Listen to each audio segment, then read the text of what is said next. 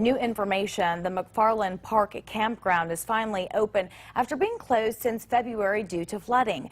WAY 31's Brecken Terry joins us live with what counties in the Shoals are going through to possibly get funding to fix places like McFarland Park. Brecken. The Lauderdale County Emergency Management Director tells me they have not been formally denied any funds, but he's working on getting state and federal officials back here to assess more damage. Now, in order to get federal assistance, each county must meet a threshold of damage. Lauderdale County's is $251,000 in damage. We're glad to get back over here. It's a nice park. We love it. Mike Woods is one of the first campers back at McFarland Park after February's floods caused campers to evacuate. And we called her this morning. She said, well, come on down. We got it open, cleaned up. Park officials tell us they're still cleaning up parts of the park because it was underwater for so long. But this big flood we had recently, I mean, it was really under there.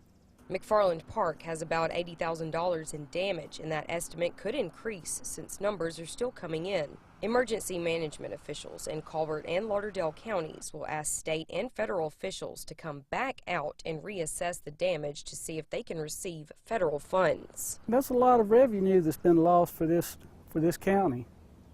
So, you know, I think they ought to help. Emergency management officials tell us that KIV has written a letter to President Donald Trump asking him for a federal disaster declaration. He has to sign off on that, and then each individual county has to meet a damage threshold in order to get federal funds. Live in Florence, Brecken Terry, WAY 31 News.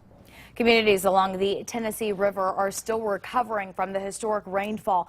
The Tennessee Valley Authority said that its dam system prevented more than $1.6 billion in damages. It said about $22 million in Decatur was prevented. The system prevented about $30 million in damage in Fayetteville, Tennessee, and more than $1 billion in damage in Chattanooga.